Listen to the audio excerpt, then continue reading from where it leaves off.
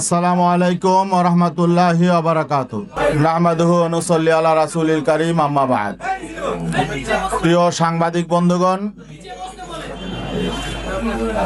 আজকে শুরুতেই আমি আপনাদেরকে ইসলামী আন্দোলন বাংলাদেশের পক্ষ থেকে ইসলামী আন্দোলন বাংলাদেশের মোহতারাম আমির হযরত পীর সাহেব চরমনাইর পক্ষ থেকে আপনারা কষ্ট করে এত ব্যস্ততার মধ্যেও আমাদের ডাকে সাড়া দিয়েছেন, এজন্য আপনাদেরকে ধন্যবাদ জানাই, কৃতজ্ঞতা জানাই। সাংবাদিক বন্ধুগণ, আপনাদের আগ্রহের কেন্দ্রবিন্দু এখন আসন্ন ত্রয়োদশ জাতীয় সংসদ নির্বাচনে ইসলামী আন্দোলন বাংলাদেশের সর্বশেষ অবস্থান কি, এই বিষয়টার উপর আপনাদের আগ্রহের কেন্দ্রবিন্দু। এটা আমরা বুঝতে পারছি, উপলব্ধি করছি। আমরাও আমাদের অবস্থান ক্লিয়ার করব। সাংবাদিক বন্ধুগণ, আপনারা জানেন ইসলামী আন্দোলন বাংলাদেশ প্রতিষ্ঠা হয়েছে 1987 সালে। ইসলামী আন্দোলন বাংলাদেশের বিঘোষিত লক্ষ্য উদ্দেশ্য হলো আমরা এই দেশটাকে একটি কল্যাণ রাষ্ট্রে পরিণত করতে চাই ইসলামের সুমহান আদর্শের আলোকে।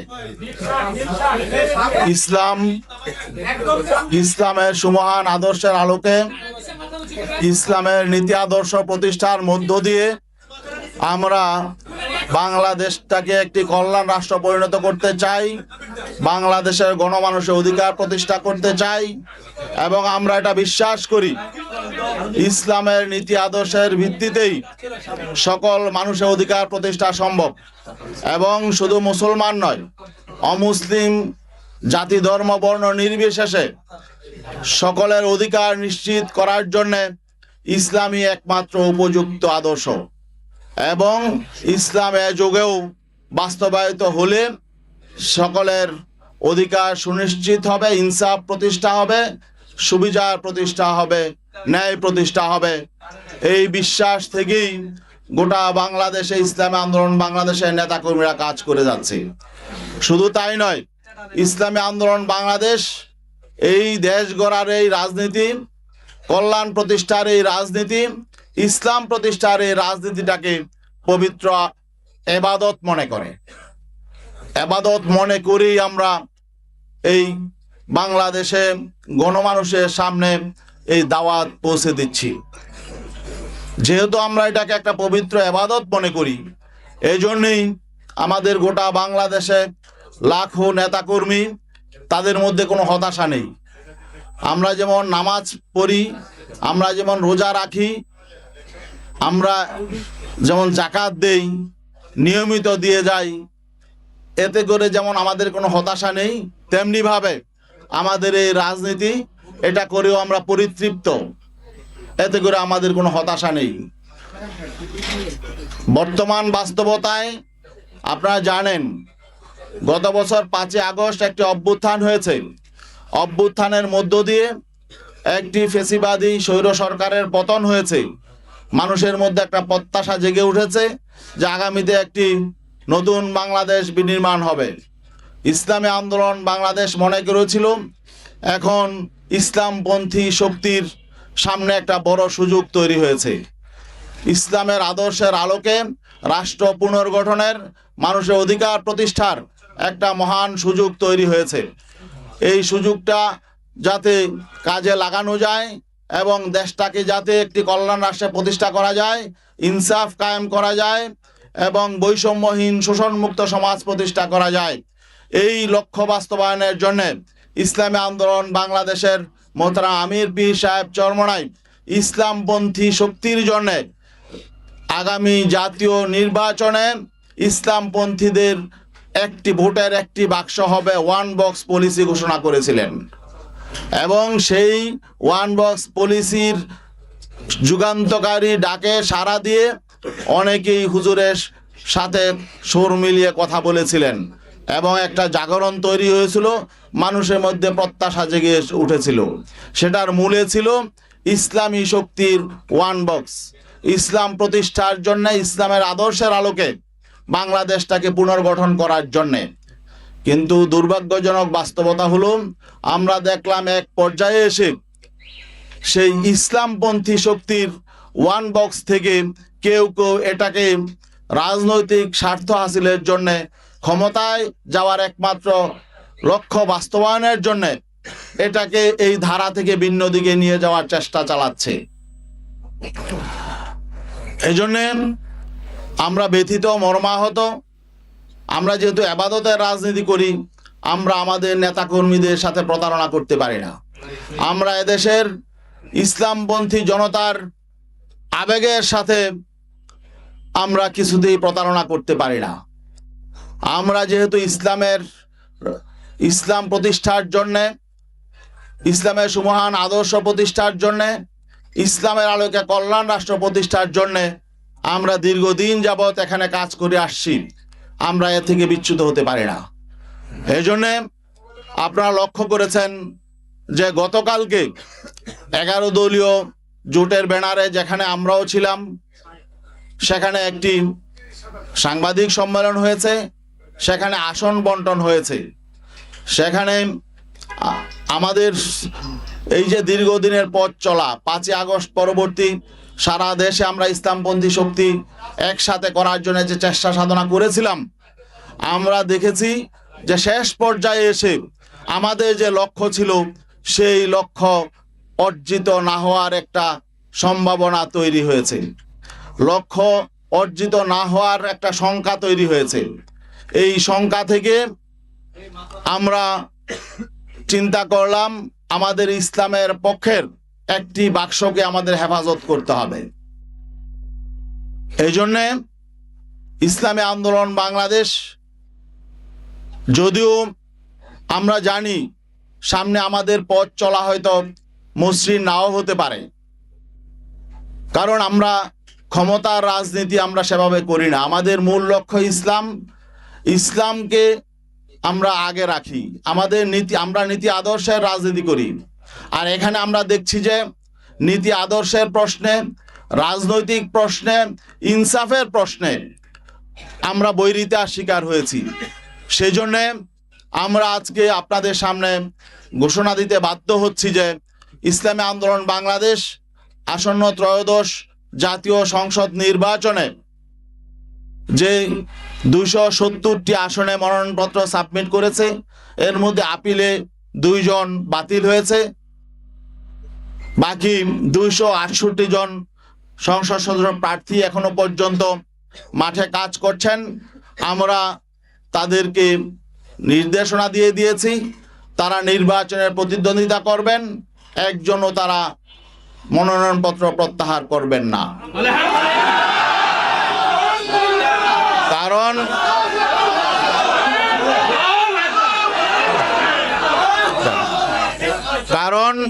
কারণ আমরা ইসলামী জনতার যে প্রত্যাশা, যে এখানে একটা বিষয় স্পষ্ট করে বলতে হয় যে আমরা কেন এই সিদ্ধান্তে আসলাম। জানেন যে এখানে বাংলাদেশ জামাতে ইসলামী একটি বড় শক্তি ছিল, অস্বীকার করার সুযোগ নেই। তাদের শক্তি সামর্থ্য অনেক বেশি, ঠিক আছে, কিন্তু আমরা আদর্শিকভাবে, নৈতিকভাবে আমরা কারো চেয়ে দুর্বল নই। আজকে আমাদের দুঃখজনক বাস্তবতা হলো আমরা অবাক বিস্ময়ের সঙ্গে দেখলাম জামাতে ইসলামী সম্মানিত আমির জনাব ডাক্তার শফিকুর রহমান, তিনি স্পষ্ট করে বলেছেন যে তারা ক্ষমতায় গেলে প্রচলিত আইন অনুযায়ী রাষ্ট্র পরিচালনা করবেন। এবং তিনি যে খ্রিস্টান সম্প্রদায়ের প্রতিনিধির সঙ্গে কথা বলছিলেন, সেই খ্রিস্টান সম্প্রদায়ের একজন সম্মানিত নারী, তিনি স্পষ্ট করে বলেছেন যে আমরা আশ্বস্ত হয়েছি যে জামাতের আমির শরিয়া আইন প্রতিষ্ঠা করবেন না, এই ওয়াদা তিনি করেছেন, এই জন্য আমরা আশ্বস্ত হয়েছি। তো এখন বাকি এই বিষয়টা যখন আমরা জানতে পারলাম, তখন আমরা স্পষ্ট হয়ে গেলাম যে আমরা যেই লক্ষ্য নিয়ে চলছি সেই লক্ষ্য অর্জিত হবে না।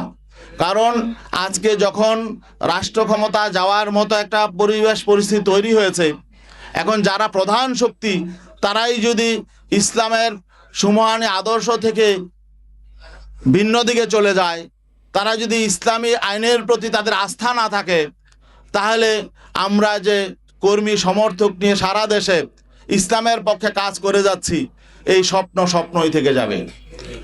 এবং আজকে আমরা অবাক বিস্ময়ের সাথে লক্ষ্য করছি, জামাতে ইসলামীর বাংলাদেশের সারা দেশে লক্ষ লক্ষ কর্মী সমর্থক আছেন। আমরা জানি বাংলাদেশ জামাতে ইসলামী তাদের জন্মের পর থেকে একটা মৌলিক স্লোগান ছিল যে আল্লাহর আইন চাই, সৎ লোকের শাসন চাই। এখন যখন ক্ষমতায় যাওয়ার মতো অবস্থা তৈরি হয়েছে, তখন তারা আল্লাহর আইন থেকে সরে গেলেন। তারা প্রচলিত আইনে রাষ্ট্র পরিচালনা করবেন এই কথা যখন ঘোষণা করলেন, তখন আমাদের প্রশ্ন জাগে যে সারা বাংলাদেশে এই বাংলাদেশ জামাতে ইসলামীর নেতা কর্মীদের এই যে আবেগ অনুভূতি, এই বিষয়টার প্রতি তারা আসলে খেয়াল করে নাই। আমাদের যেটা মনে হয়েছে, তারা ক্ষমতাটাকেই একমাত্র মুখ্য মনে করছে। তো এখন আমরা আসলে তাদের ক্ষমতায় যাওয়ার পথে বাধা হতে চাই না। আমরা বিনয়ের সাথে বলতে চাই, আমরা এই প্রচলিত আইনে বিগত 54 বছর রাষ্ট্র পরিচালিত হয়েছে।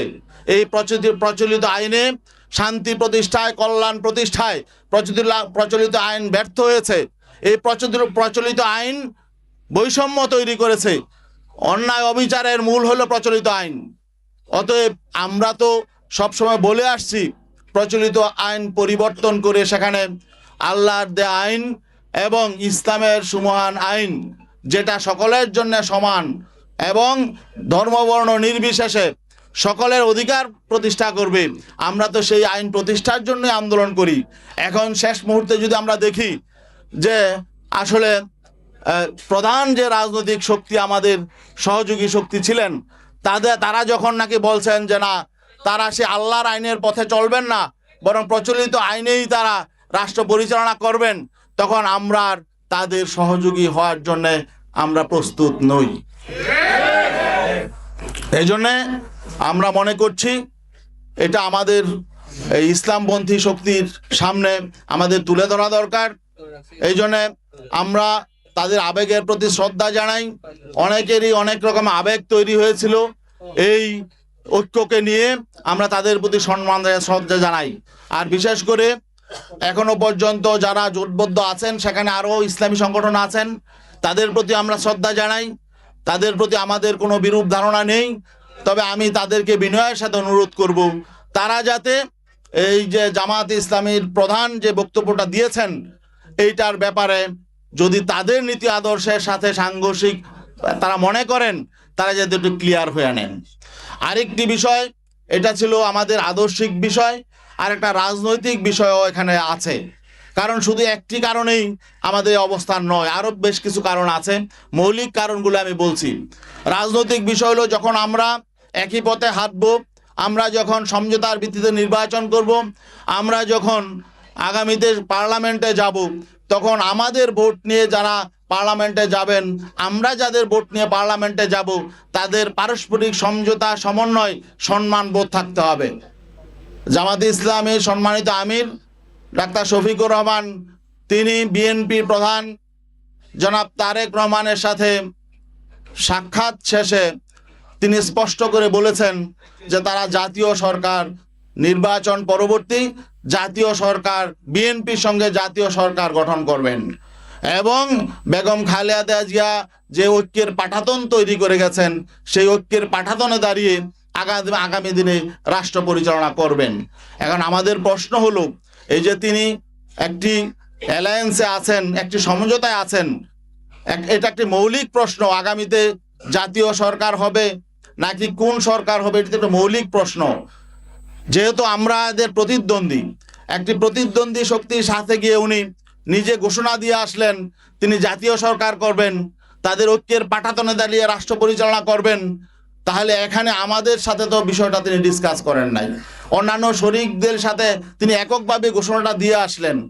এখন আমাদের শঙ্কা হলো যে এখানে নির্বাচনের আগে যেহেতু একটা সমঝোতা, সমন্বয় প্রতিদ্বন্দ্বী দলের সাথে হয়ে যাচ্ছে, তাহলে নির্বাচনটা আসলে পাতানো নির্বাচন হবে কিনা, এটা কি ইলেকশন হবে নাকি সিলেকশন হবে, এই শঙ্কাটাও আমাদের সামনে চলে এসেছে। তো এই শঙ্কা নিয়ে আমরা তো আসলে মানে সহযোগী হতে চাই না কারো। আমরা চাই একটি প্রতিদ্বন্দ্বিতাপূর্ণ নির্বাচন। বাংলাদেশে স্বাধীনতা পরবর্তী যে নির্বাচনী যে কলঙ্ক হয়েছে সেই কলঙ্ক থেকে আমরা বেরিয়ে আসতে চাই। আর আমরা এমন সমঝোতার নির্বাচন, নিজেদের মধ্যে ভাগাভাগির নির্বাচন এবং সিলেকশনের নির্বাচন এটা আমরা চাই নাই, মানুষ এটা চায় না, কিন্তু আমরা সেই আশঙ্কা করছি। সেই আশঙ্কা থেকেও আমরা শঙ্কিত যে আগামী দিনে আসলে সুষ্ঠু নিরপেক্ষ গ্রহণযোগ্য নির্বাচন হবে কিনা, নাকি আমাদের সাথে ঐক্য করে তলে তলে আবার ভিন্ন রকম কিছু হবে, এই আশঙ্কাটাও আমাদের মধ্যে দেখা দিয়েছিল। তো এই জন্যে আসলে আমরা মনে করছি এগুলো জনগণের সামনে প্রকাশ করা দরকার। জনগণও বুঝতে পারছে, উপলব্ধি করছে।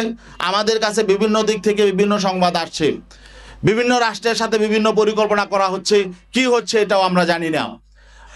এখন বিশ্বস্ত এখানে সমঝোতা সমন্বয় হতে হলে, ঐক্য হতে হলে পারস্পরিক শ্রদ্ধা, বিশ্বাস, আস্থা লাগে।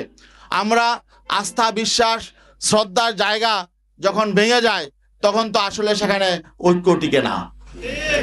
এই জন্যে আমি ইসলামী আন্দোলন বাংলাদেশের মোহতারাম আমিরের পক্ষ থেকে আদিষ্ট হয়ে আজকে আপনাদের সামনে এই কথাগুলো বললাম। আপনাদের যদি আরো কোনো ব্যাপারে কোনো প্রশ্ন থাকে। ও আরেকটা বিষয়, আমাদের যেহেতু 268 আসনে ক্যান্ডিডেট আছে আর 32টা আসন এখনো ফাঁকা আছে, এই 32 আসনেও আমরা সমর্থন দিব। সেখানে কাদেরকে আমরা সমর্থন দিব সেটা আমরা মনোনয়নপত্র প্রত্যাহারের পরে আমরা ডিসাইড করব। আমাদের নীতি আদর্শ এবং লক্ষ্যের সাথে যাদের মিল হবে, তাদের সাথে সৎযোগ্য ক্যান্ডিডেট, তাদেরকে আমরা ইনশাল্লাহ সমর্থন দিব। এবং আমরা আশাবাদী গোটা বাংলাদেশের 300 আসনেই আমাদের পক্ষের ক্যান্ডিডেট থাকবে ইনশাল্লাহ, যাতে ওয়ান বক্স, যাতে পিসাব চরমনাই ইসলামের পক্ষে ওয়ান বক্স, সেটা যাতে সঠিক বাস্তবায়ন আগামী নির্বাচনে থাকে, এই জন্য আমরা ইনশাল্লাহ এই ব্যবস্থা আমরা করব। সবাইকে ধন্যবাদ।